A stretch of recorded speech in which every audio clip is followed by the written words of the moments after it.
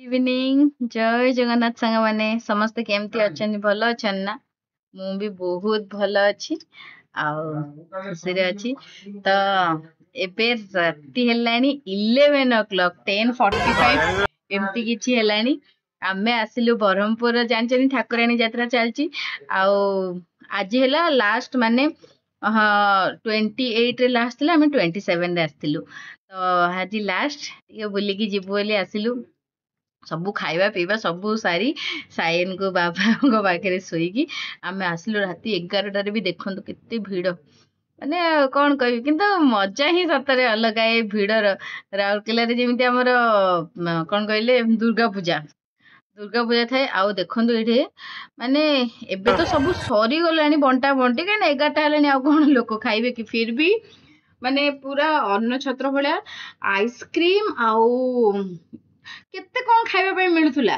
ଯୋଉଟା କି ମାନେ କୋଡା ମୁଁ ଜାଣିନି କିନ୍ତୁ ମୁଁ ଗୋଟେ ଜାଗାରେ ଦେଖିଥିଲି ସେ ରାଇସ୍ ଟା ମିଳୁଥିଲା ମାନେ ଲେମନ ରାଇସ୍ ନା କଣ ଆଉ ଗୋଟେ ଜାଗାରେ ଲାଇନ ଦେଇଥିଲେ ଦେଖିଥିଲି କଣ ମିଳୁଥିଲା ଯେ ପକୁଡି ତରକାରୀ ଏଇଟା ହଉଛି ଗୋଟେ ମେଢ ତ 3-4ଟା ମେଢ ଦେଖିଲୁ ମାନେ ଆମେ ପାଖାପାଖି ଗୋଟେରୁ 2 ଘଣ୍ଟା ଏମିତି ବୁଲୁ 10:30 ଏମିତି ବାହାରିଲୁ 10:30 ନାଇଁ ठीक 11ଟା ବେଳେ ବାହାରିଲୁ 10:30ରୁ ପ୍ଲାନ୍ କରିକି ଫଟାଫଟ ବାହାରିଲୁ ତ ଦେଖନ୍ତୁ କେତେ ବଡ ମେଢ ପୁରା ବସିଛି ଆଉ ଯୋଉମାନେ ଦେଖିଥିବେ ତ ନିଶ୍ଚିତ ଦେଖିଥିବେ ବାକି ମୁଁ ମାନେ ମୋ 2016 ପରେ ମୁଁ ଏଇଟା ଫାଷ୍ଟ ଟାଇମ ପାଇଁ ଦେଖୁଛି ତ ଏଇଠି ଦେଖନ୍ତୁ କଙ୍କାଳର ସ୍କେଲିଟନ ଟା କେମିତି ଝୁଲୁଛି ତ ବାସ୍ ସାୟନ ଦେଖି ପାରିଲାନି ଆଉ ତାକୁ ବି ଯଦି ତମେ ଧରିକି ଆସିଥାନ୍ତୁ ନା ସେ ଶୋଇଥାନ୍ତା ଯାହାହେଲେ ବି ମାନେ ଏତେ ରାତିରେ ତ ଆଉ ଚେଇଁ ପାରିନଥାନ୍ତା ଆଉ ତ ସେଥିପାଇଁ ଆମେ କଣ କଲୁ ତାକୁ ଶୋଇ ଦେଇକି ପଳେଇଲୁ କିନ୍ତୁ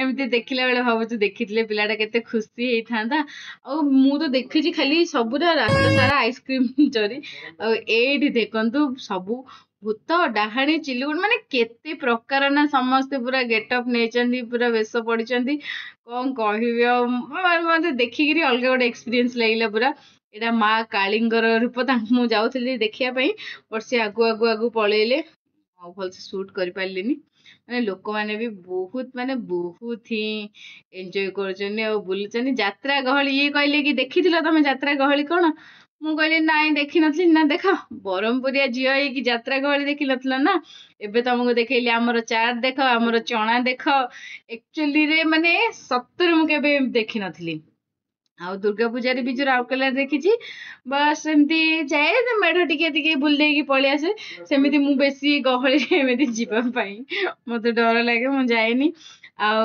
ବାକି ସୁରତରେ ତ ଦୁର୍ଗା ପୂଜା ମାନେ ଗରବା ଯୋର ସେଠି ସବୁ ଗରବା ଏମିତି ଫିର ବି ଗରବା ବୁଲିଛି ଆଉ ତ ବୁଲାବୁଲି କଲୁ ଏଇଠି ଆମେ ଆସିଲୁ ଟିକେ ଆଇସ୍କ୍ରିମ ଖାଇବା ପାଇଁ କାହିଁକିନା ଟିକେ ଶୋଷ ଲାଗିଲା ପାଣି ଟିକେ ପିଇବୁ ଆଇସ୍କ୍ରିମ ଟିକେ ଖାଇବୁ ତ ପାଣି ଟିକେ କିଣିଲୁ ପିଇଲୁ ଆଉ ଆଇସ୍କ୍ରିମ ଟିକେ ଖାଇବୁ ଆଉ ଏଇଠି ଦେଖନ୍ତୁ ଛୋଟ ଛୋଟ କୁନି ପିଲା ଗୁଡା ବି ନା ବହୁତ ବଢିଆ ଭେଷ ପଡୁଛନ୍ତି ଆଉ ରାସ୍ତା ସାରା ମୁଁ ଏଇଟା ଆକ୍ଚୁଆଲି ଦେଖିବା ଦେଖନ୍ତୁ ପୁରା ମାନେ ବିଚ୍ଛରିତ ହେଇକି ସବୁ ଜରି ମାନେ ଭାବିଲି କୋଉ ରେଟରେ ମାନେ ପ୍ରତି ଏଭ୍ରି ମାନେ ଗୋଟେ 200 ମିଟରକୁ ଥରେ ବୋଧେ ଖାଇବା ଦିଆ ହଉଥିଲା ଆମେ ଆଇସ୍କ୍ରିମ ଖାଇ ଏନ୍ଜୟ କରି ଗଲୁ ଆଜିର ଭିଡିଓଟା ଯେତେବେଳେ ସାୟନ ଦେଖିବ ମୋର ବେଣ୍ଡ ବଜେଇବାଟା ସିଓର ଆଉ ମୁଁ ବି ରାତି 11ଟା ବେଳେ ଆଇସ୍କ୍ରିମ ଖାଉଛି ଖରା ଦିନ ତ ଟିକେ ଚଳିବ ଏଇଠି ଦେଖନ୍ତୁ ଏଇଠି ରୋବଟ ଗୋଟେ ପୁରା ଆଉ ସତରେ ସେ ପୁରା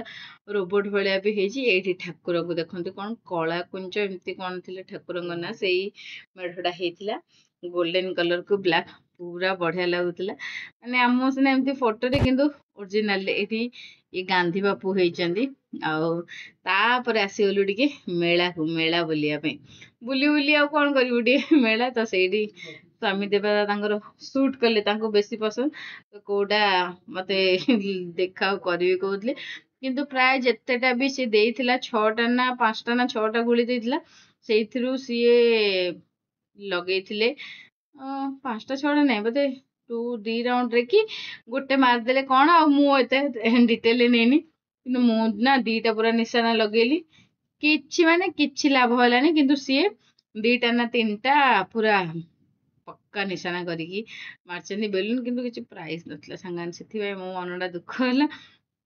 ପ୍ରାଇସ୍ ଥିଲେ ନା ଆଉ ଟିକେ କ୍ରେଜ୍ ଲାଗେ, ମାନେ ଯେମିତି ହଉନା କାହିଁକି ମାରି ବୋଇଲେ ହଁ ମାରିବା ତ, ପ୍ରାଇସ୍ ତ ନାହିଁ ଦେଖିବା, କିନ୍ତୁ କ'ଣ ଛୋଟିଆ ବି ଗୋଟେ ଚକୋଲେଟ୍ ବି ଆଟଲିଷ୍ଟ ରଖିବା କଥା। ଯୋଉ 1 rupees ବାଲା କଚ୍ଚା ମ୍ୟାଙ୍ଗୋ ବାଇଟ୍ या फिर हैप्पी टैन एमती किसी रखिଥିଲେ ବି ଭଲ ଲାଗିଥାନ୍ତା ଭାବୁଛି। ସେଇଠି ନା ଟଙ୍ଗା ହେଇଥିଲା କ'ଣ କହିଲେ, ସବୁ ଟୟ ଗୁଡ଼ାକ ଏଲିଫେଣ୍ଟ ଆଉ ଡ୍ରାଗନ। ତ ଭାବିଥିଲି ଯଦି ସେଇଟା ହେଇଥିବ ତ ଇଏ କରିକି ମାରିକି ନେବି। ମୁଁ କହିଲି ମୁଁ ୱିନ୍ କରିଛି ବୋଲି ଦେଖେଇବି।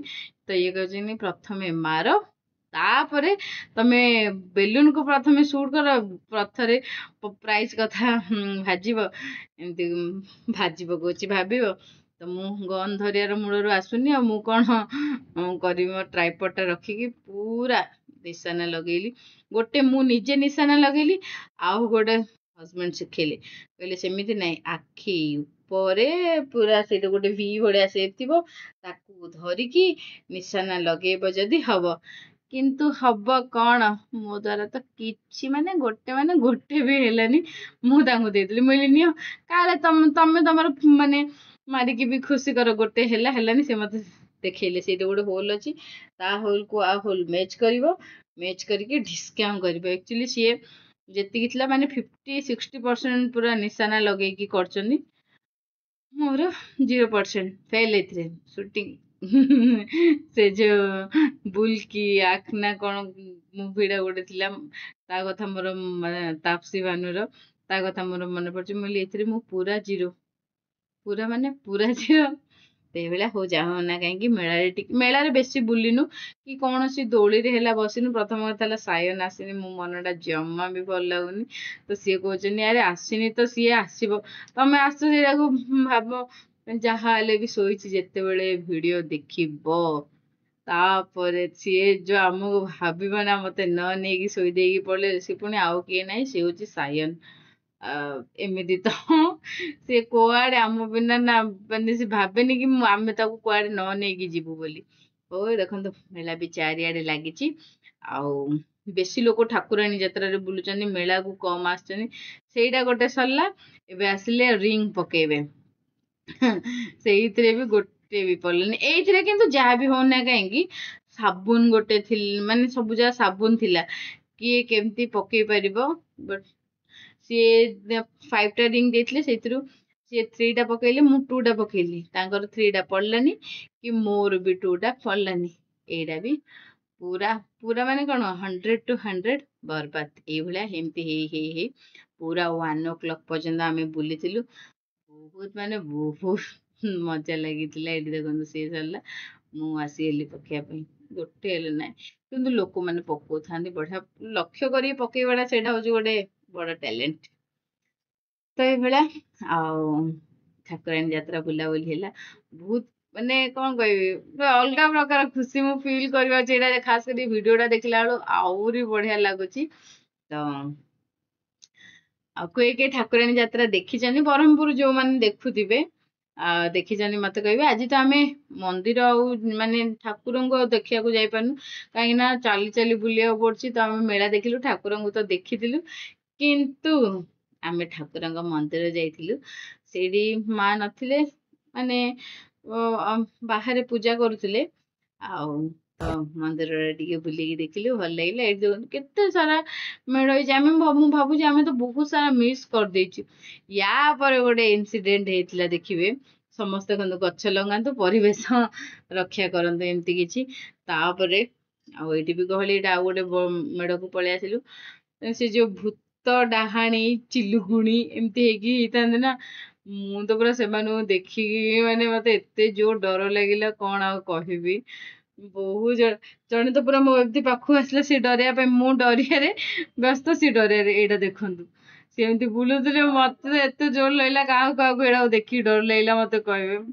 ଆକ୍ଚୁଆଲି ସତରେ ଏମିତି ଦୂରରେ ଆମକୁ ସିନା ଲାଗୁଛି କି ହଁ ଲୋକଟା ବେଶ ପଡିଛନ୍ତି, କିନ୍ତୁ ପାଖକୁ ଗଲେ ସତରେ ସାଙ୍ଗମାନେ ଡର ଲାଗୁଛି ଦେଖିଲେ। ମତେ ତ ବହୁତ ଜୋର ଡର ଲାଗିଥିଲା।